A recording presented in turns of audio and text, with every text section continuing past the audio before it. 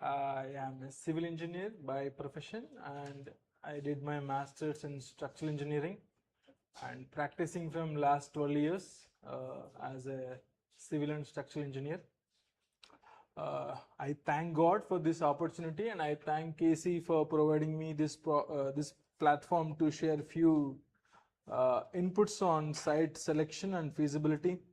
Our topic is site selection and feasibility. And when you think about the word feasibility, what thought comes into your mind first, if I may ask? You don't have to tell the definition of feasibility, but what comes into your mind? Budget friendly, okay. And accessible, okay. Why do we need to do feasibility before doing anything? Do you ever thought? I'm sure we all, there would be engineers and architects in the group. Few people could have got opportunity to choose the site they would love to work on, the site they would love to design, and most of them we used to work on the site which was already selected by somebody else. So site selection and feasibility is not one of the checklist of the feasible study, but it's the beginning of the any design. So before we dive deep into this topic, feasibility is nothing but analyzing how practically possible to do something, whether it is a design, whether it is a construction, whether it is an estimate. Why the site selection matters? In fact, in this 21st century, we have great designers, great architects, great structural engineers who can design structures with limited number of pillars and columns. But we don't have great fields to design. That's why site selection matters more. If you see, there are different kinds of site. I mean, we go further. A good design and the bad site, and the right site with a good design will go really well. When you have a bad design and you have a good site, that can work, but when you have a bad site, good design, that may not really go well. So there are different types of sites you can add on: commercial, retail, office and commercial, hospitality, wellness, residential. You can add industrial buildings, factories, educational buildings. There are different projects that we see when we do the feasibility study. Site selection is a journey, and this journey we start before we begin the designing of any project, any building, because if you don't know what land you are going to build your building, let's say you want to build a hospital and you are building it in agriculture land which is far away from the city, and the main reason for the failure would be it has to be in a strategic location. So before we do feasibility study, we need to follow these 8 steps which would help us as a design professionals, whether we are engineers and architects, to do a successful feasibility study. 1, discover. So identify potential sites that are nearby your place or wherever your client is taking you. Identify, not stick to one site. Of course, if the client is already purchased a land, we can't change his mind. But when you have the choice, when you have the say, when client comes and asks you, hey, I want to launch an educational institute in so and so location, could you please help me to find a right land for that? Then observe.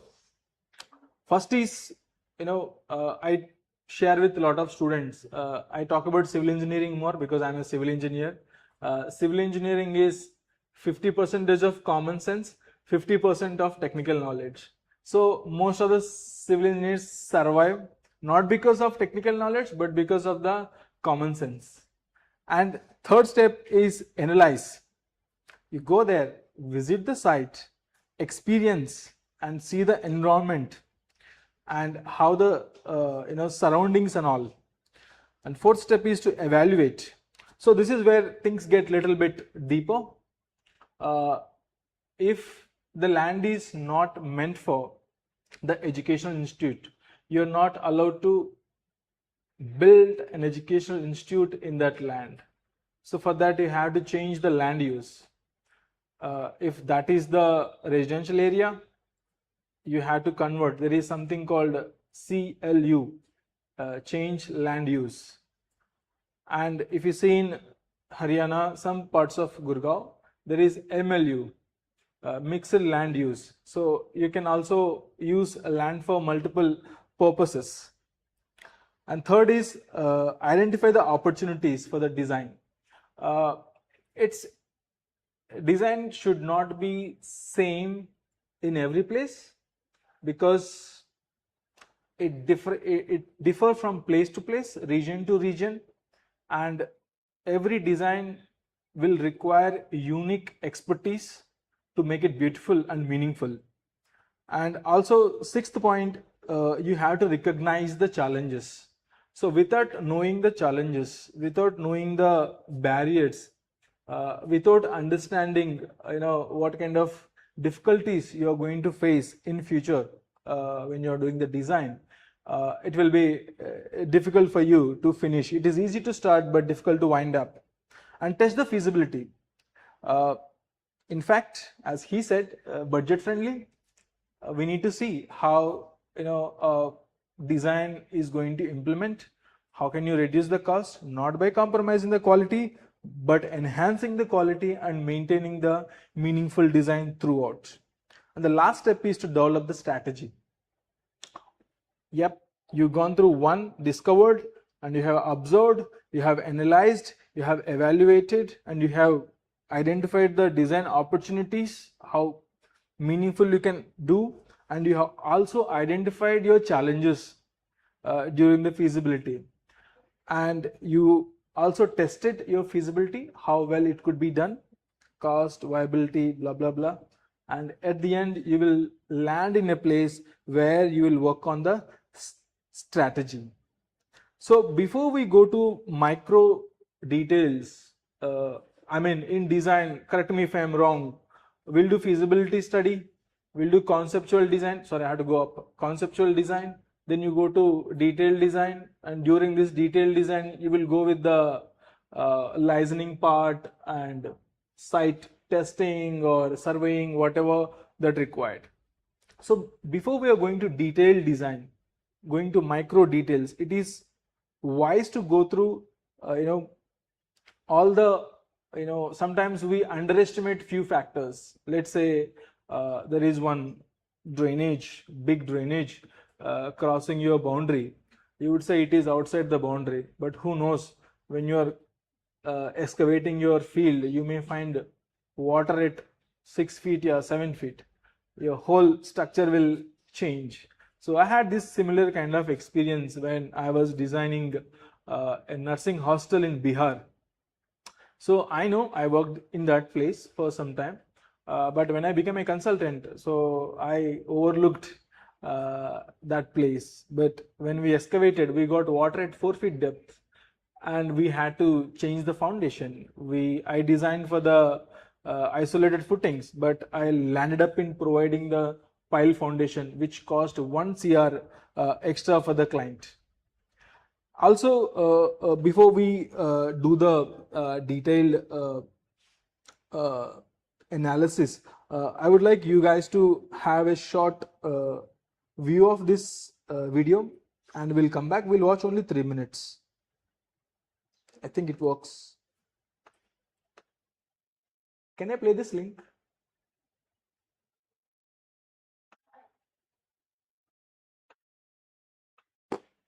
Oops. Sorry, internet. Yeah, till I connect the internet, I want you guys to write down one of the building that you would love to work, you would love to design, or you would love to live in.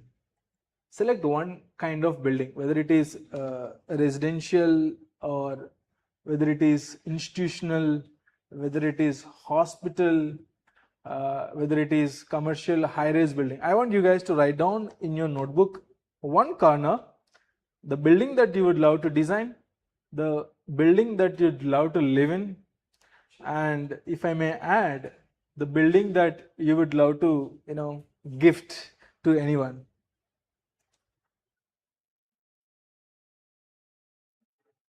Sorry for the ad.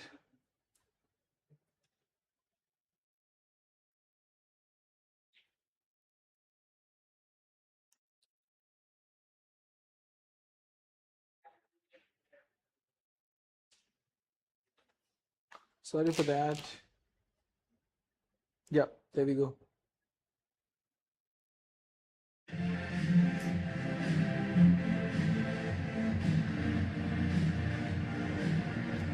Hey guys, welcome back to my channel. In today's video, I'll be showing you how to do site analysis by hand, since you guys seem to really want the Photoshop version. If you haven't seen that, I will link it in the cards. Don't Can we forget to close the door? subscribe, share the video to every single person you know. Yes, everyone. Can we close Let's the door? get started. First thing I did was to trace the site that I got from Digimap. You can also get it from Google Maps. I did the buildings in point 8 fineliner and the rows topography in point 2 fineliner. I sketched out my sunpath because I didn't have a Guys can punch see. curve. And after I was done, my friend was like, oh my god, this punch curve is looks so bad now. And next, I'm gonna sketch out my trees using a circle template, alternating sizes and positions, keeping in mind the scale.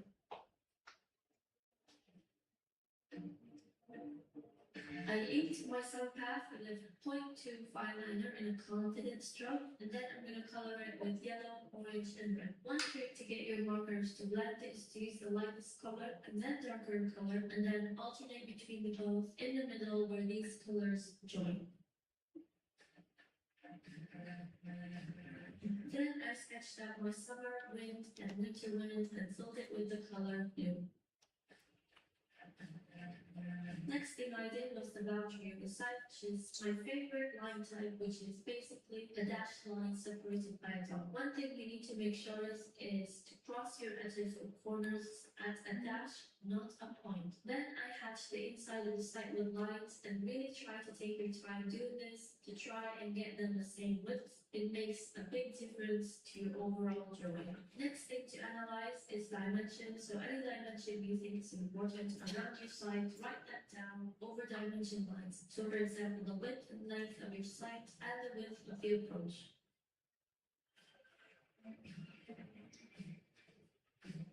I also then analyzed any important features around the site, which was the water stream, so I colored that with the color blue. Next thing is views in and views out, which means wherever the building is visible. So you can sketch out later how you'd like your building to look from that point, and then views out, which are possible locations of large windows or outdoor spaces.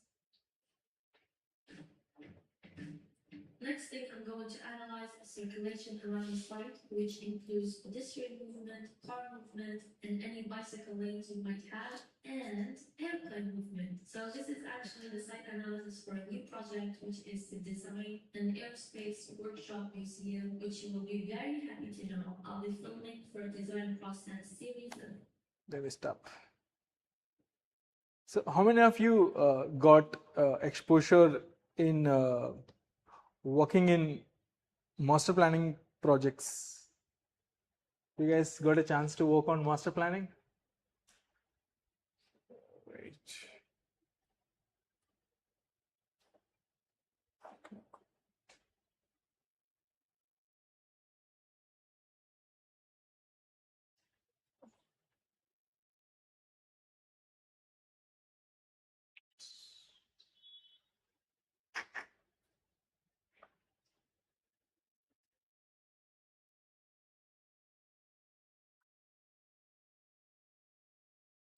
So if you would have observed clearly in that short 3 minutes clip, She was doing a master planning of some project, and she was giving her attention to micro details, whether it is air circulation, shade, or sun, or uh, zoning of things. So when you have seen last time any master planning project, whether it is in your firm or in your college, what was a factor that impacted your project more, or even in your clients' projects? Sunlight. That's a good one.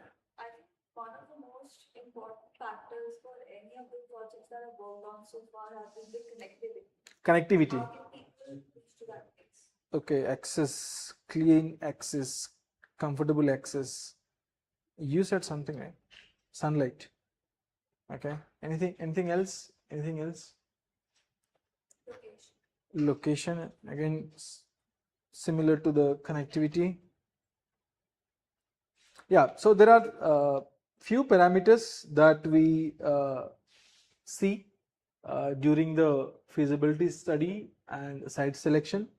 One is the location and access.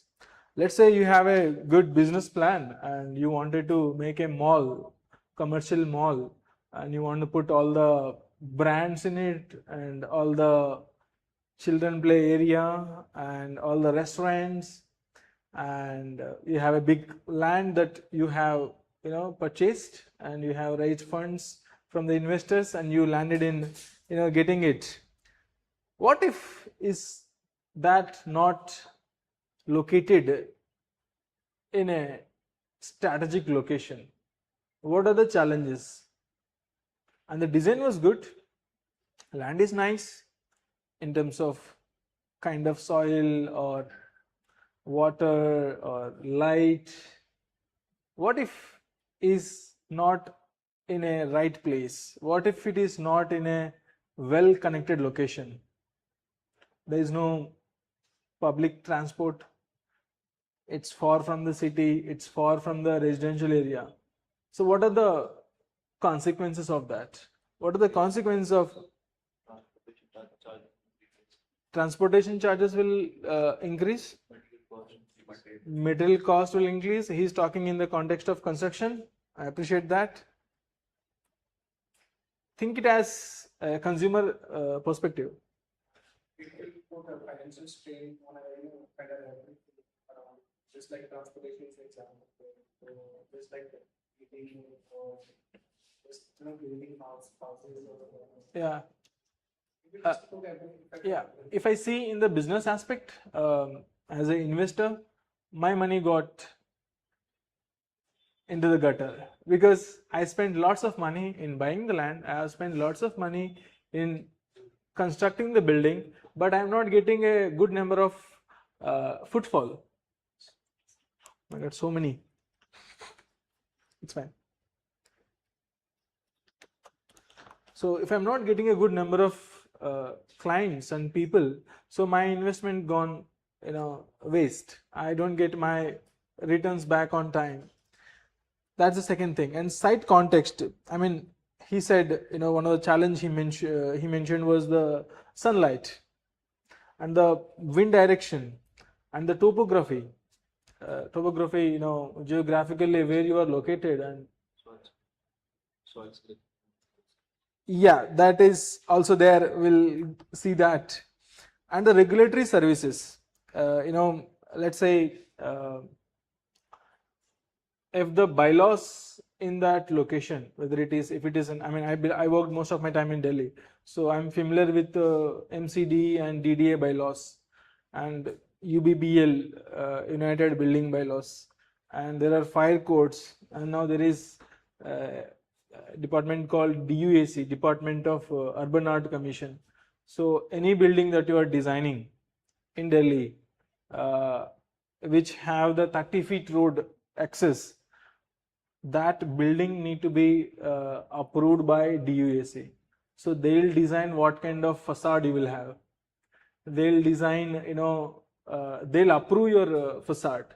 Without that, you can't put it in MCD, You can't put it in fire department for the fire clearance. So these all regulatory factors which impacts our feasibility. We also need to think about how people and traffic reach the site. I mean, as you mentioned, the access. I think access is not just simply a road that we think. We think about road, but there is more. Access in terms of primary access and secondary access. What if one primary access is under maintenance? You can't really reach the, Alternatives. yeah. So second thing is the secondary access point, and third thing is the service road. If you people seen the Dwarka locality, quite broad roads, and we have most of service roads which are connected to the societies. So who doesn't want having a service road behind their house? And there are free tools that are available in the internet, which helps us for the feasibility study. I don't want to show that video right now because that is going to consume our time. Because at the end I want to do a short group task, and we'll divide in groups and we'll go through the building that we have chosen. As I have told you guys, I hope everybody written their favorite building in their notebook, and we'll do some step-by-step feasibility analysis as a teamwork. Okay. Also, one of the factor that impacts is the climate, and climate shape the our design. Let's say you have chosen a plot, you have chosen a land, and where the sunlight was not adequate. Where do we get the D3 vitamin? Don't say the tablet, okay? So most of the D3 vitamin we do get from the sunlight, which comes in the early in the morning. And wind. So who doesn't want the natural wind every day? Air conditioners kills our health, and it damages organs on long run. So climate also is one of the factor that we need to consider. Yeah, go ahead. Sir, just like if you want to build any structure, it is very polluted. So how do we construct any structure that kind of like at least filters out somewhat pollution that we feel like just like saying fresh air or something. See, when you are 4 sides 360 degrees, that atmosphere is already polluted. In fact, that is not in our control. What we can do is we can reduce the pollution. So as a responsible citizen of the country, you can use zero carbon design, and you can use eco-friendly construction materials. Sometimes it may not be possible in metro cities like Delhi and Gurgaon, but you can make a significant impact when that building is designed with that impact, environmental friendly impact. Yeah, that can be done. So these are the things that we can use to make it sustainable. Yes. But how we design in a design perspective, how can we reduce this pollution? Are there any ways we can reduce this kind of pollution? So that's what I'm saying. The pollution that you're going to create, construction of your home, is in your control. So me using my 15 years old car is not you're going to control. Understand? So yeah, of course, as a responsible citizens of the country, we can think about it in a big group about reducing the pollution. Also, the topography of the the site also matters, and the drainage also impacts our design. And the soil, he correctly mentioned about the soil, which is going to impact your design and your building and your long run facilities that you're going to use, and the vegetation. I have seen a few plots when I was working in my third company, which was American designing company. We are 40% Americans and 60% Indians. So Americans basically they don't have how Indian construction industry works. So we used to do all the site, survey and construction, and also the what you call design part of it when it is in the beginning. So for them in Western, they have a retention ponds. Do you heard about retention ponds? So in India, we use septic tanks or STPs to throw the black water. So they have retention ponds. So in India, it is not, it's not allowed. You can't have open sewage. You're polluting the earth and you're polluting the environment. So that is something that important for us also to know what kind of soil it is, what kind of a drainage facilities the plot and the land that you are looking for. Will that fit for the educational institutional building? Let's say you are planning a school and there is a factory nearby which releases effluent. So that plot or that property may not be a good fit for your project. I also want to add, engineering aspect to the feasibility study. One is, civil engineering aspect, because I am a civil engineer. I'm sorry to say that, and structural engineering aspect to it, and the geotechnical aspect to the feasibility study. Let's say I have chosen one land, and I don't know how to discharge the rainwater. I don't know how to discharge black and gray water. I don't know how to treat the wastewater. I only know I want this many square feet of area and I want to build this much and I want to sell for this much.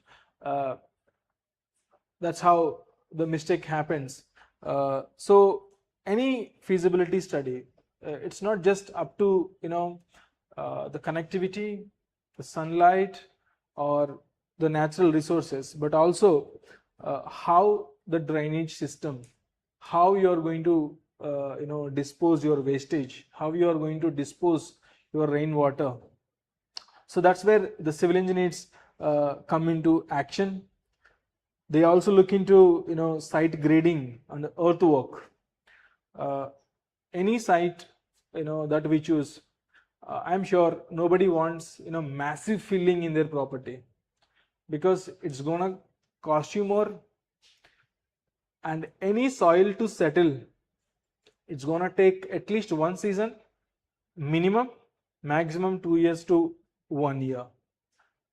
And also the civil engineering aspect is to find a good access roads to your property, to your project location, and they'll see how much road width would be required according to the bylaws. And also they'll help you in whether the fire engine can enter into your property, whether you have the fire setbacks or not on 4 sides of your property, and the utility infrastructure, where is the municipal water connection and where is the drainage facility, how you can discharge your rainwater, including rainwater harvesting, stormwater management.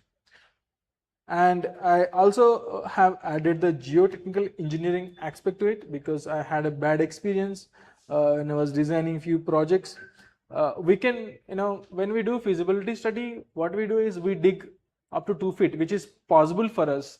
We can tell a worker, भैया आप 2 feet खुदाई करिए, मैं मिट्टी देखूंगा, फिर उसमें पानी डालूंगा, I'll do the percolation test. But percolation test is not just enough to decide on what kind of a soil, whether it will be going to fit for our design or not.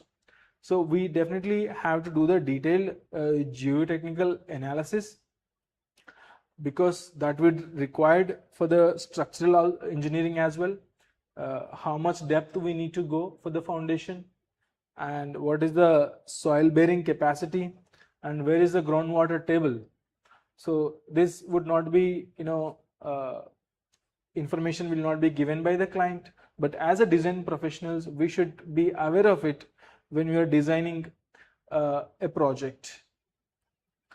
And again, the structural engineering, as I have mentioned, what kind of a foundation is going to come, how can I design this building, without much massive footings or massive columns or massive piles. So it's a group effort of an architects and structural engineers and civil engineers and geotechnical engineers, including I would consider MEP, mechanical, electrical, and plumbing. So it's a collaborate teamwork that required before you are starting any design, because before starting a design you need a feasibility, how possible it is to achieve this, whether the design can be implemented or not.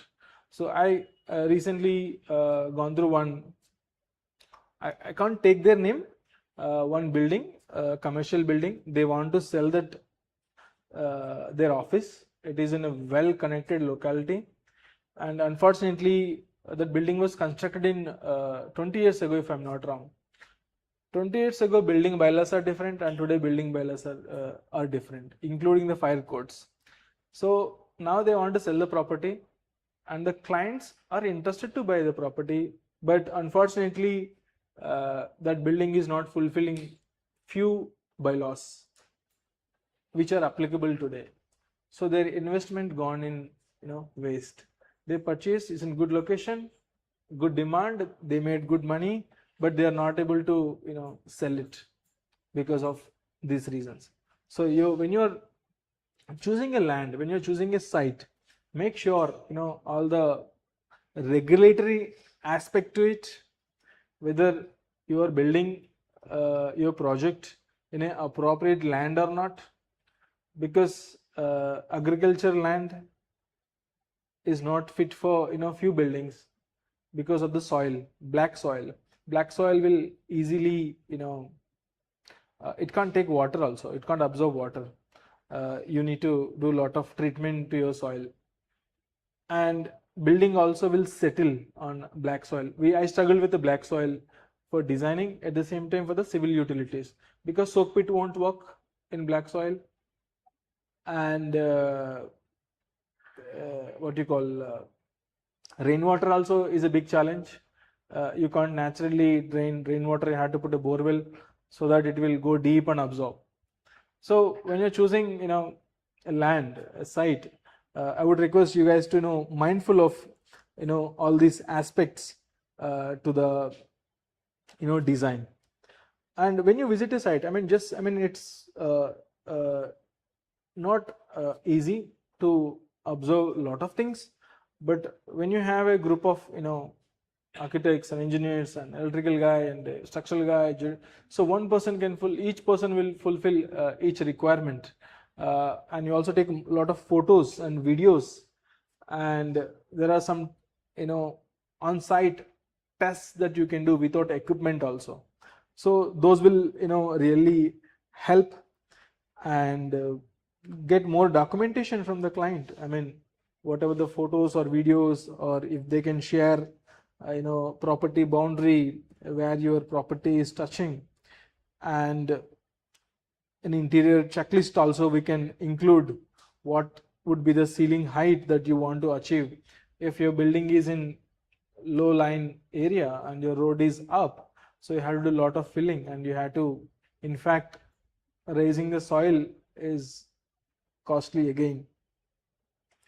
And I would say have these rules in your mind before you think about it, and zoning, and as I have mentioned about the regulatory aspect of it, setbacks, height, and FAR, how much area you would be allowed to build in that land, and the context. So without context, I think architects would be the right person to talk about it, because they blend context to the design, which works really well.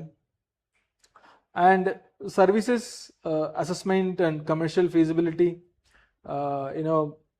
utility factor is one of the challenge these days, because you don't know where to keep your transformer, you don't know where to keep your generator, because we want most of our land to be covered with our building, because it costs us more money, so we would love to use the most of it. and STP, ETP, whatever is applicable. So when I was in Bihar, I was working with the hospitals.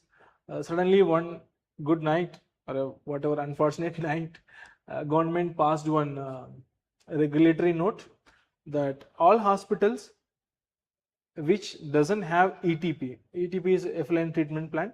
So all the hospital wastage should be treated through ETP.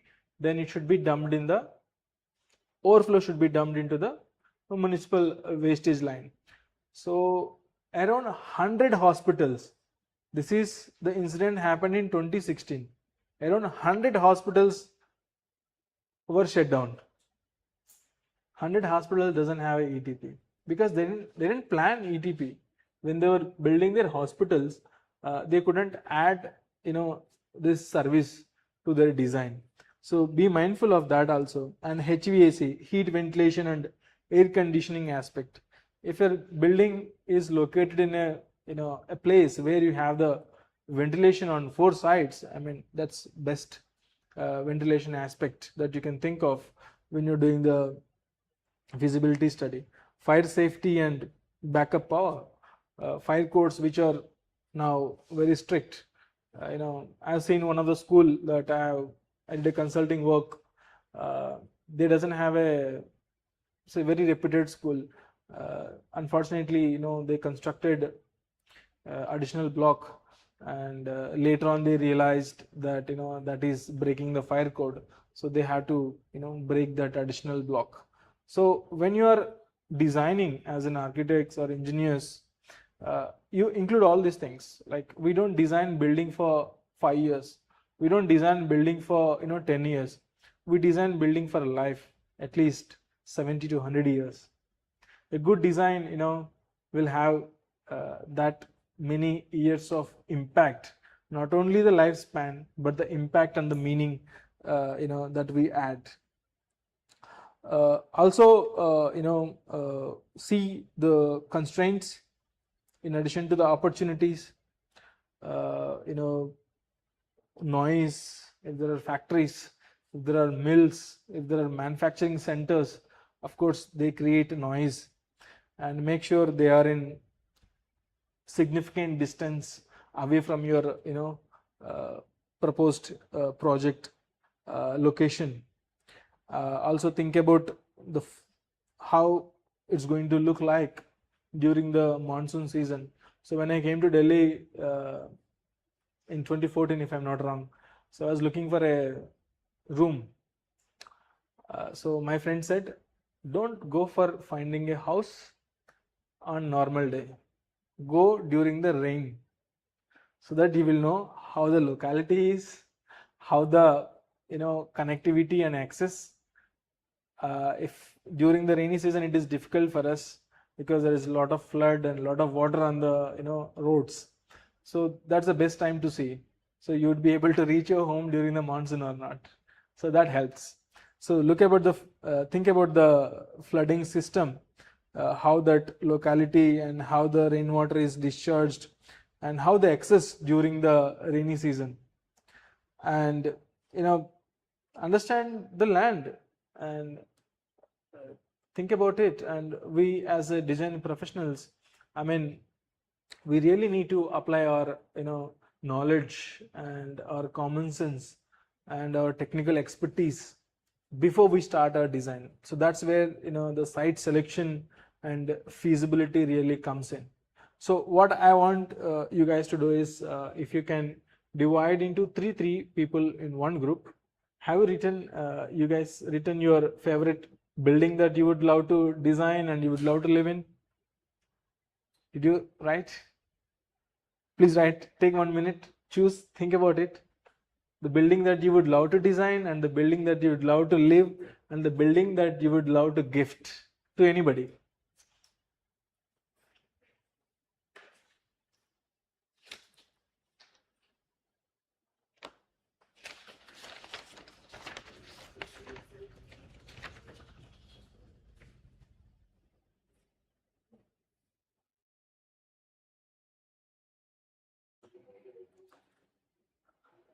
You can also write a farmhouse if you're interested.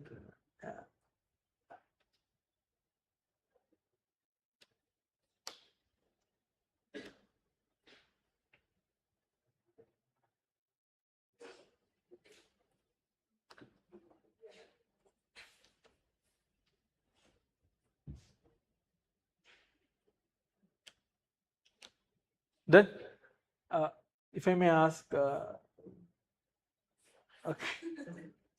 Yeah, you think about it if you're not at then. Which building you would love to design? Burj Khalifa. Interesting. What about you? Same three. Okay. Okay. Okay. So Burj Khalifa, you want to design in Delhi, Gurgaon, Gurgaon. What you would love to design? Residential building. Okay. We can call it a mansion or a palace. Okay, bungalow. Good. What you would love to design? I'd like to design my family home. It's in Lucknow. Okay. What about you, sir? In- You want to do interiors of a building? Interior. Okay. Okay. Okay. Resort. Okay. What about you? So there is an ongoing project at Jeddah Tower, if you know, Jeddah in Saudi Arabia. Okay. It is going to be next tallest skyscraper after Burj Khalifa. Oh, I heard about it. Okay. So yeah, it's already designed, but I would like to stay in it. Just like you said, design or stay in it. Okay. Okay. Yeah, I want you guys to, think about your building, think about the design that you want to do, and what all you will check if you have to decide on the project that you would love to design, what all you would check before you're starting a design. So feasibility study I am giving you right now. So which site you will select and what are the list we have already talked about. I'm going to put it here for your understanding. Okay. And that is one thing I want you guys to do. And the second thing, I also want you to tell me the challenges. Okay. So that's how we have to fix it, right? We'll take 5 minutes, 10 minutes. Okay. Okay. Whatever is comfortable. Can we do residential together? You are residential, you are residential. You said resort, right? Okay, that's commercial, but would you like to join with this group? 3, you guys can, and you can join. You also residential? Okay, you 4 can do, and you come to Burj Khalifa. Yeah. Okay. Yeah.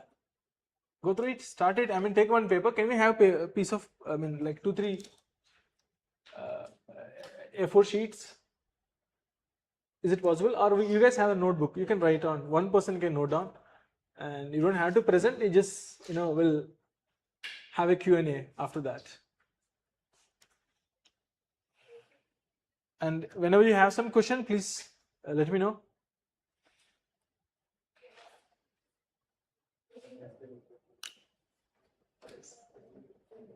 You can come this side. Come.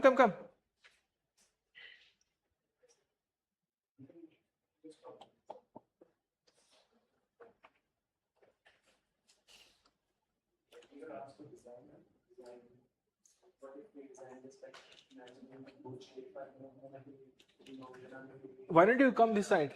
This man. What is his name?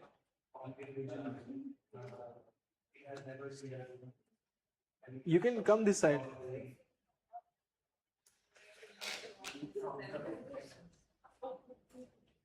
It has never been done, so I think we should try. So I know we have to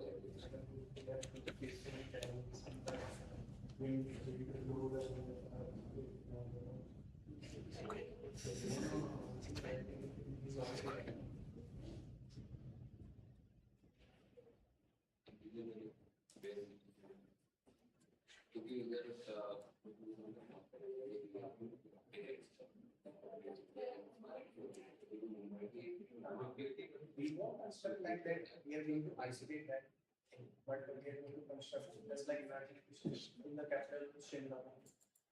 So it is already crowded. People always come there. So we just construct there. Connectivity is every comes there.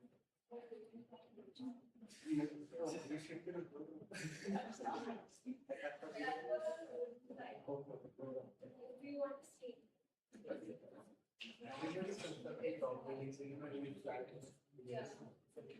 I just thought nobody ever thought about constructing tall buildings. We can also have rooms which we find based on that are doubtful.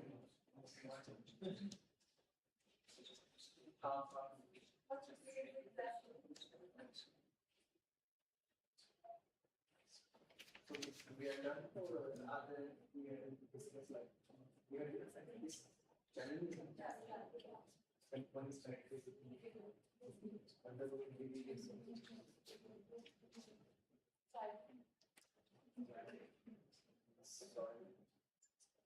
Basic testing is the first one around foundation.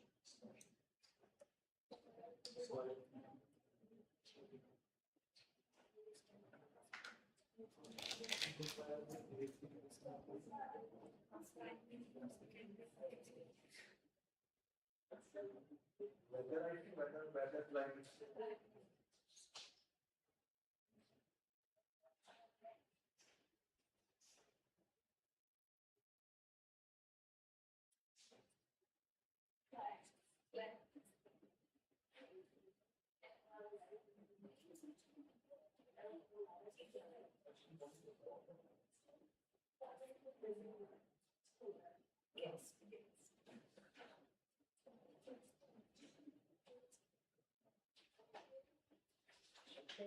budget needs to improve. If you're going to construct buildings and through different pieces, so budget is Yeah, you have to tell me how much is gonna cost per square feet, okay?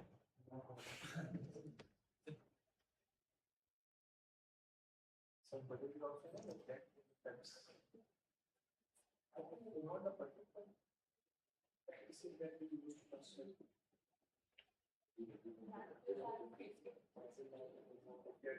Eco-friendly kind of safe and using some of the things aesthetics yeah, it's just like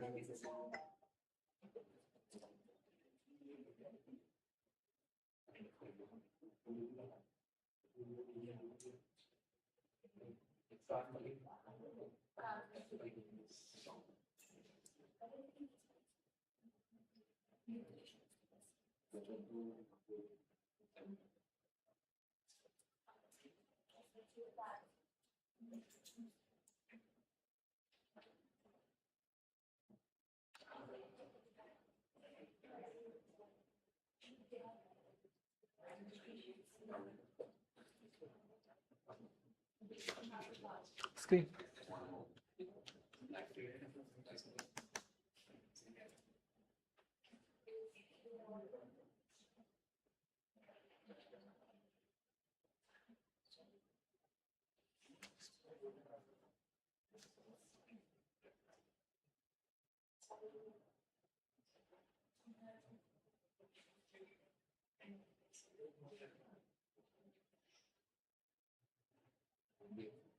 Next me.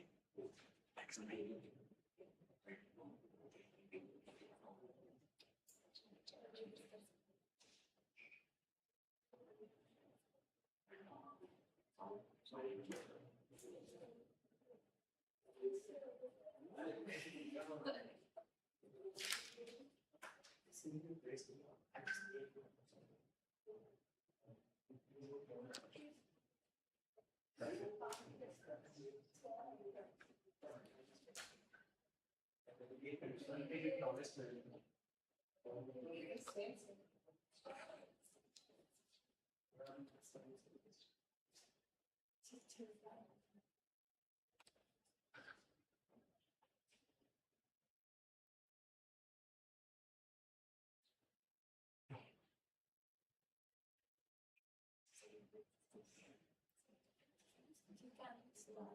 You start? Ready?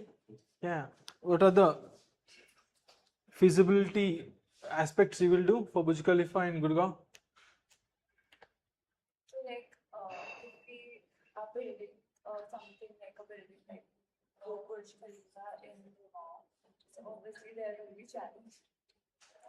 No, I haven't come to challenges yet. Challenges next. First, what all you'll check as a part of the site selection and feasibility? Obviously, the Connectivity, and we are building it upon hills. So, hills. yeah. Okay. So the soil quality and like structurally how it's made. So Ecological aspect also the wildlife. Roads are wider or not? Wildlife. Wildlife. Okay. permissions and Okay. Regulatory aspects.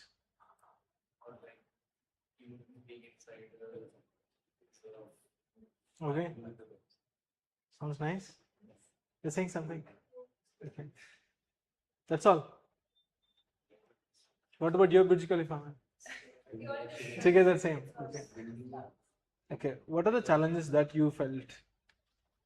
so yeah, obviously the connectivity is an issue because we are building it in the hilly areas. So services, the transport that will be expensive. It's isolated. Mm-hmm. That's where. Other than that, the climate. Climate. Then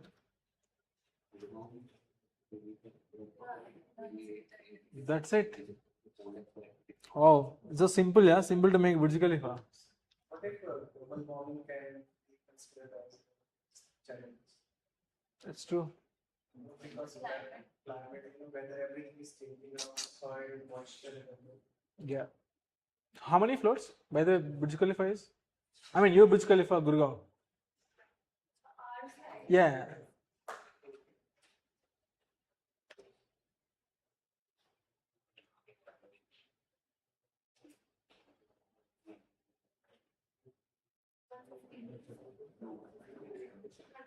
Hun- That's good.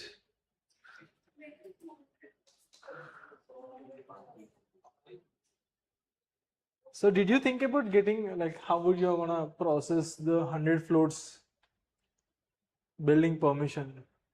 Did you think about it? Will the government have? Government won't allow us to go that high, but it is just our imagination that we are just going to that or that. So that's where the feasibility comes in, right? So whether practically it is doable or achievable or not is the our end result of feasibility study. So we can desire, we can make great, we can dream big, but if that is not going to implement and that's not going to turn into reality, whether it is in another 5 years or 10 years, all your effort for dreaming and desiring will be in vain. Yeah. There would be changes a lot. You have to change the laws, yeah. Good guys, good. I appreciate that. What about your palace? Yeah. Okay. What are the things that you will check? So first of all, I think few very big issues is that it No, is- not challenges. You're going to challenges first. yeah, Okay. the first very big issue is traffic. Traveling. Traffic. Okay. Yeah. And it could be a pro also, a con also of this building that although it's visually it's very, very appealing, Mm-hmm. but at the same time it is not in sync with anything else in its locality. So I think it also poses a danger. Like it's it's the most visible thing. So it's easily something which is I don't know, I'm just You're talking about theft will happen or danger, that kind of aspect. yeah, in a sense. I mean, there's when things are created with a history with everything else, Mm-hmm. the height of the floors and everything else in its locality, it's very low rise, and this itself, it's just one tall building. Mm-hmm. It will stand out. Okay, that is one challenge. Okay, next. Next is drainage Drainage. How? Because यहाँ पे मतलब where this is interior located in that place there is no too much proper drainage area because this interior located When you say drainage, it is the side drainage or the black water, grey water? Building drainage. Building drainage. Okay, black water and Black grey water. So that can be easily, you can install STP and side drainage also, because the Antilia where is located in Mumbai is Antmore Road, where South Mumbai. Okay. So on that road, it is a tight area. Primary road access is very feasibility, but not in secondary access. There is no secondary access. Okay. There is no secondary access. Access. Okay. Two challenges. Then anything that you observed, you guys, to add to it? Anything else? Yeah, I think that's about it. Also, like the weather is always very cloudy and there's always some sort of a light rain. So, In South Mumbai. In South Mumbai, Okay. near about Antilia. Okay. Anything else? Any observation? Future growth. Future growth. Future growth. That's not a challenge, no? That will multiply your money. Yeah. So, what all you will check? That's I appreciate your challenges, addressing those challenges. But what all you will check as part of the feasibility? Because the outbound road is a primary area, it is a big road, so feasible to this building Mm-hmm. easily, because that area it almost 40 feet long, Okay. so we can easily access to that building, Okay. because building is almost covered in 4 lakh square feet area. 4 lakh square feet area. Okay. How many floors? It's 27. 27 floors. Okay. How many apartments? Basically, it's a residential building, so there is many apartment. Basically, 6 floors are for parking Okay. area, and all are for living area. Okay. Okay. Nice. Nice. Did you see any regulatory challenges? I think, Did you think about it during the discussion? I mean, regulatory wise, they have covered everything mostly, but I think it's majorly these, like, external issues. External that, issues. Yeah, that, create this hindrance. Okay. Yeah. Thank you. Thank you for sharing. Thanks for being part. And if you have any questions, I would love to take up and answer. Yeah, you mentioned a few incidents where these buildings were created 10 or 20 years back, and then when the government released those new regulations, those buildings were deemed useless. I mean, I don't want to use the word useless, but like they were shut down basically. So, if somebody who owns that kind of a building were to come to you and ask for a solution, how would you tackle this? That's a good question actually. So for them, that was their main problem was the fire exit. So in my assessment report, I told them to add external staircase from outside, one fire exit, and even inside the building also that staircase was around 1200 width. So I have told them ki you sacrifice one of your room and make it bigger. And also there is something called travel distance in fire, so that is achievable by doing that. That's what I advise for them. So just like you asked us to choose a place where what would you like to design? So just like it's the tallest building in the world. So what if we design that thing? I mean, for the hilly area. So what kind of design challenges we will face for that? I mean, it's good to have dreams, nothing wrong in that. I strongly feel the regulatory issues you will have, because if you see in Delhi, all the residential commercial buildings are not more than, I don't know, that's, yeah, so it's not 100. Tallest one as of now is Mumbai, which is 80 floors. 80. And the other thing now, in 3MR, I think BL Kashyap they are doing in Gurgaon. So that's around between 90 or 85, something range. What if these regulations were not that we can construct how many floors we want? So what would we do? See, as a citizen of the country, you are, you have to abide with the in a normal, but this is just a hypothetical. See, if there are regulations, they have a meaning for it. So it's not just like, सरकार ने हमको पकड़ के रखा है. They are for our welfare. They are for our good. So if there is nothing, so do whatever you want. You are the king. You can make it. Anything else? Yeah, another question that I had, that whenever you go to check the site or to experience